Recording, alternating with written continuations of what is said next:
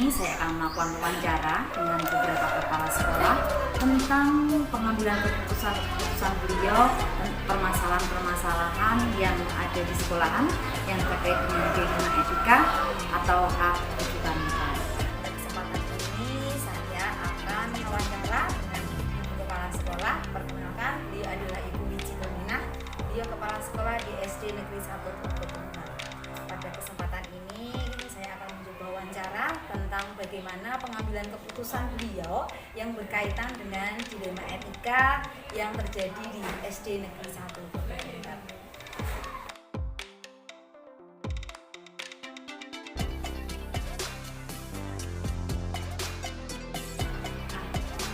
Mungkin Ibu bisa memberikan satu contoh peristiwa yang berkaitan dengan dilema etika atau kehidupan moral yang terjadi di sekolah panjenengan, dan apakah sampai saat ini sudah ada penyelesaiannya?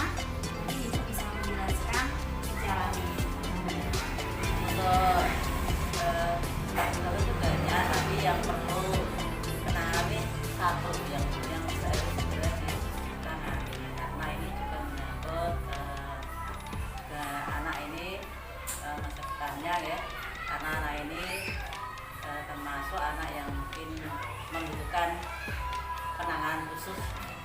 Ini adalah anak kelas 3, yaitu anak yang rasa kelas 3, yaitu yang karena kemarin itu sudah tidak naik 2 tahun, kelas 3, kelas kasarnya juga pernah tidak naik, yang kelas 3-nya itu 2 tahun karena masa pandemi sudah tidak masuk. Kemudian dia juga mengalami anaknya itu sulit untuk diajak komunikasi karena merasa kurang dan dia merasa minder.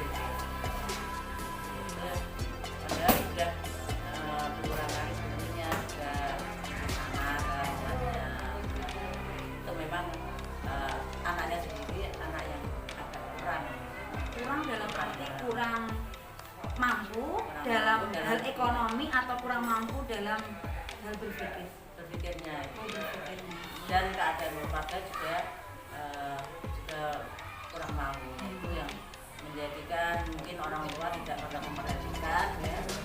Jadi anak itu ya seolah-olah sudah dibiarkan, yang penting dia senang, dia itu malah dibebaskan, tidak disuruh untuk belajar atau sekolah. Ini yang jadi dilema keluarga, ekonomi keluarga, dan juga anaknya sendiri memang kurang dan tidak ada yang perhatikan.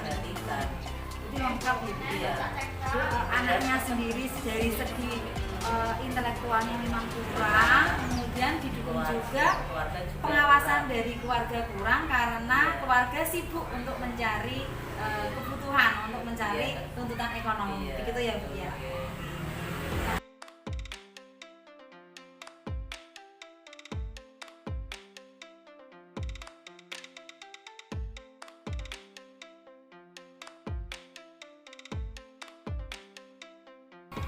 Kemudian Pak Bumon bisa menjelaskan langkah-langkah tadi yang sudah Ibu ambil untuk tadi penyelesaian masalah langkah-langkahnya, dijelaskan secara rinci. Pertama ya anak kita, Pak Guru dan saya juga ke rumahnya untuk memberi pengertian bahwa ini ada program pemerintah harus tetap masuk sekolah dan harus bisa lulus dari zaman sampai tahun. Dan orang tuanya juga akhirnya mendukung, mau. Kemudian anaknya dan ada teman-teman dari sekolah juga ke sana, jadi semangat akhirnya anaknya mau. Sebelumnya itu apakah dirapatkan dulu di dalam forum Dewan Guru begitu, ataukah Ibu hanya dengan wali kelasnya itu membicarakan secara internal begitu? Tidak, itu sudah saya rapatkan bagaimana caranya ini anak atau Rafa ini bisa masuk juga dengan wali kelas. Jadi ada rapat dan dilakukan rapat, kemudian aksinya langsung di sebelum visit ke rumahnya mendatangkan temannya juga Temannya, memberikan dukungan moral begitu dia ya. mau karena kan dia malu karena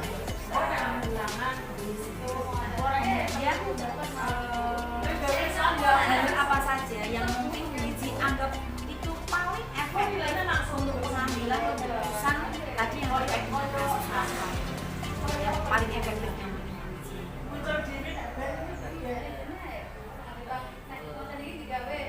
Koordinasi koordinasi dengan guru, dengan komite, terutama dengan para desa dan ditindaklanjuti dan dilaporkan ke akhirnya bisa naik masuk kembali dan bisa sekolah. Jadi yang Biji anggap efektif adalah saling berkoordinasi antara pihak terkait ya dari sekolah, kemudian juga kepala desa, kemudian komitenya juga ya. Nah ini selama ini itu berarti pasti ada tantangan-tantangannya ya dalam pengambilan keputusan itu. Nah apa saja tantangan-tantangan yang mungkin Biji alami dalam pengambilan keputusan terhadap anak? Tantangannya sebenarnya bukan dari sekolah, dari orang tuanya sendiri. Itu orang tuanya masih kurang berdukung tentang sekolah. Orang tuanya gimana dia sibuk untuk mencari anaknya itu tantangannya dari eksternal ya dari orang tuanya sendiri ya, karena tadi tuntutan ekonomi sehingga kurang memperhatikan anaknya. Nah itu teman-teman hasil wawancara saya dengan Bu Wiji Tuminah, Kepala Sekolah SD Negeri 1 Tlogo Tunggal tentang pengambilan keputusan permasalahan yang berkaitan dengan dinamika. Terima kasih. Assalamualaikum warahmatullahi wabarakatuh. Kita lanjutkan ya wawancara kita. Untuk wawancara kali ini saya sudah bersama dengan Pak Sajiman. Pak Sajiman ini adalah kepala sekolah dari SD Negeri 2 Tlogo Tunggal. Nah, langsung saja Pak Sajiman, bagaimana kabarnya? Sehat, alhamdulillah. Oke, selaku kepala sekolah, pasti Pak Sajiman pernah mengalami permasalahan-permasalahan yang berkaitan dengan dilema etika dan kehidupan. Nah, ini bagaimana awalnya Pak Sajiman ini mengidentifikasi kasus-kasus yang ini termasuk dilema etika atau masuknya kehidupan moral. Karena kami bisa mengelola kehidupan, ide, siswa dan tenaga. Ini kami menemukan beberapa permasalahan yang harus diselesaikan yang banyak betul, tapi kami ingin menjadikan prioritas kami di dalam Dilema etika atau kehidupan moral.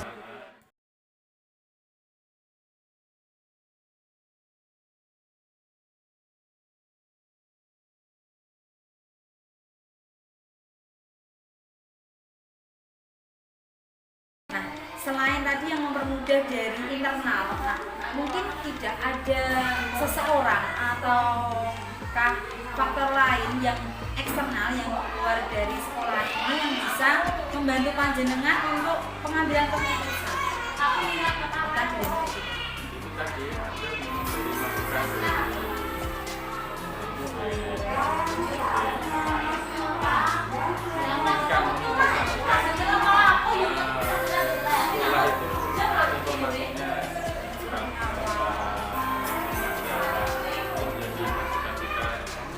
masukan dari sekolah itu informasinya kurang menjadi masukan kita Berarti orang lain di eksternal itu adalah wali murid gitu ya, masyarakat ya, sebagai kontrol ya Pak. Nah, kemudian dari penjelasan panjang lebar tadi, pembelajaran apa yang bisa Bapak dapatkan dari pengalaman dalam pengambilan keputusan pengalamannya memang di dalam pergaulan dengan sesama kita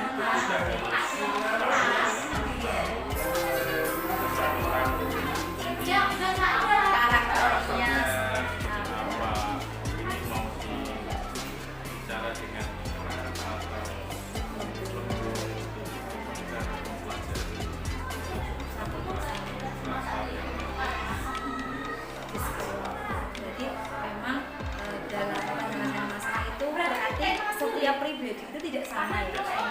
panjenengan dalam mengambil keputusan itu disesuaikan dengan karakter pribadi masing-masing gitu ya. Dan dari kesemuanya itu kalau saya bisa tarik kesimpulan itu kan bisa intinya kan kasih suami. Jadi semua pengambilan keputusan yang terkaitan dengan dilema itu pasti berpihak pada murid. Betul ya Pak ya? Berpihak pada murid, masuk pada kepentingan murid, kemudian juga mengandung nilai-nilai kebajikan, berbagi praktik baik. Nah kemudian dilakukan dengan penuh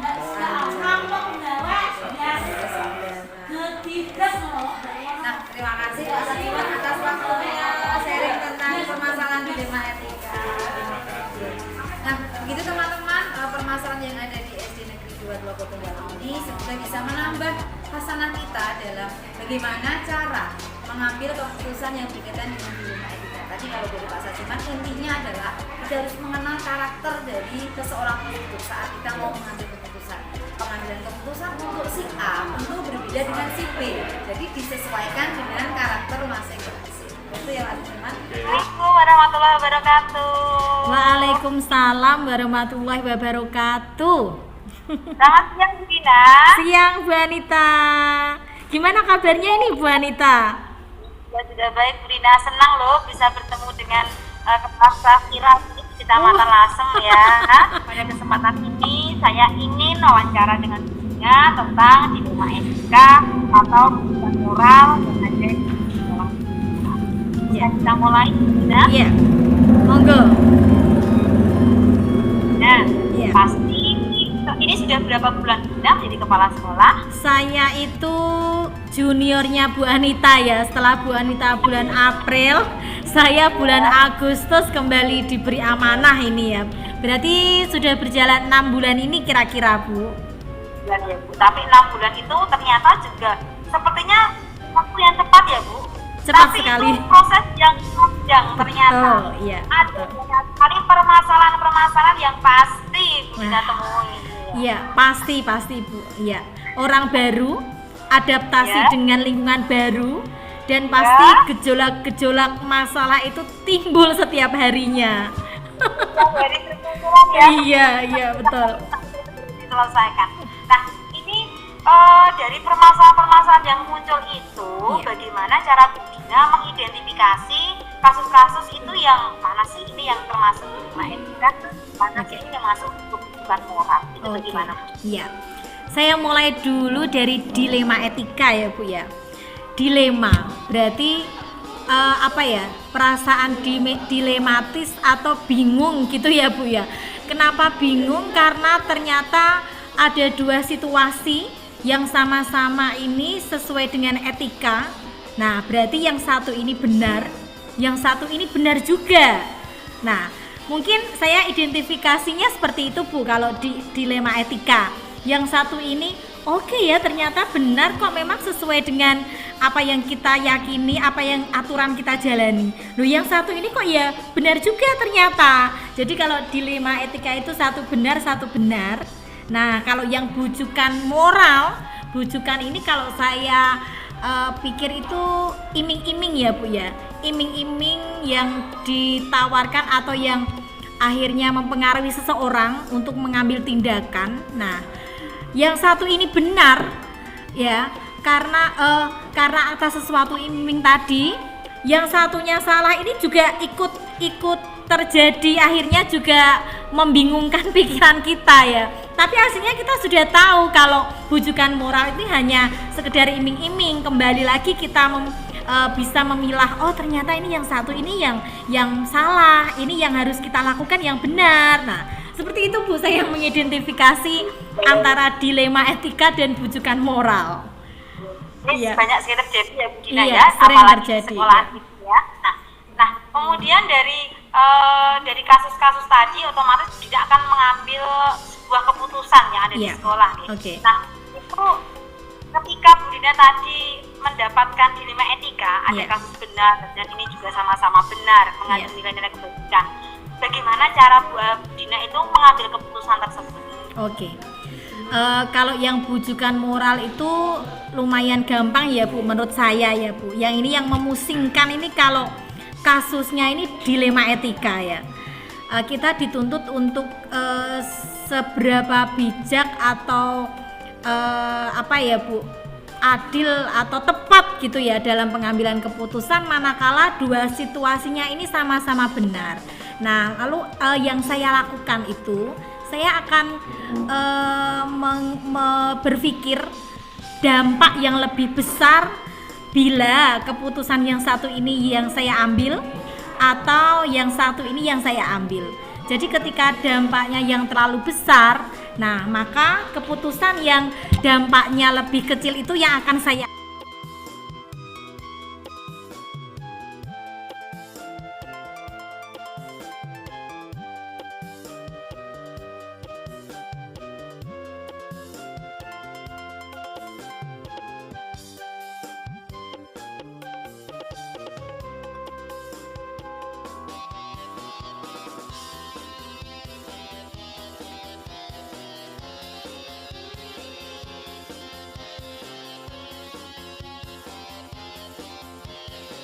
Iya. Nah, ini tadi sudah Bu Dina jelaskan panjang lebar kan itu secara global ya. Iya. Sekarang kan ingin Bu Dina bisa berbagi dengan saya dan mungkin nanti bisa berbagi dengan teman-teman. Satu saja permasalahan yang ada di SNK di terserah kita, mau tentang dilema etika atau tentang keputusan personal, dan kemudian penyelesaian apa atau keputusan apa yang telah Bu Dina ambil untuk menyelesaikan permasalahan tersebut. Oke, ya ini pernah Bu, iya ini pernah ketika awal-awal saya masuk di sekolah ini ya. Nah ini kan kepala sekolah baru, muda, mungkin juga misinya juga besar, jenengan merasakan juga kan ya. Nah ketika ada event lomba dan saya ingin STK itu dapat juara gitu kan. Nah mungkin dilema juga ketika saya ingin memaksakan kepada guru saya untuk membina lomba di jam-jam pelajaran, di jam-jam guru saya mengajar.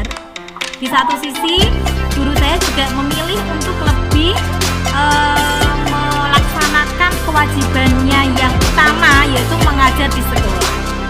Nah, karena saya berpikir kalau mereka mengajar dan hanya membina di sela-sela pelajaran kosong, mungkin hasilnya tidak akan maksimal, ya pasti kan kurang, pasti kalau iya.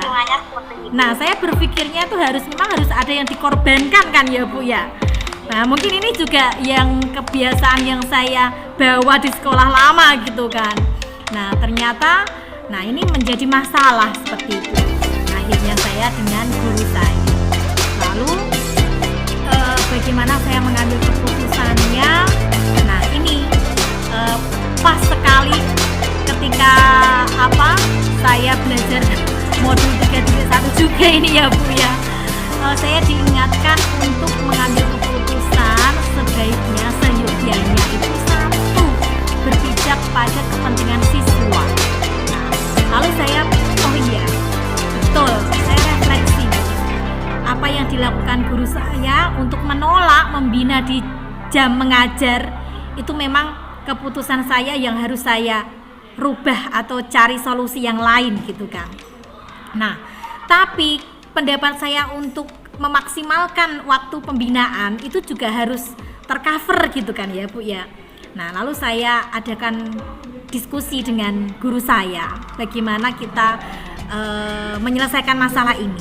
Nah, lalu ada kesepakatan Bu dengan berpijak pada tadi kepentingan siswa. Ada kelas besar, ada banyak siswa yang tidak ingin dirugikan gitu kan ya Bu ya, tapi juga tetap bisa melaksanakan membina.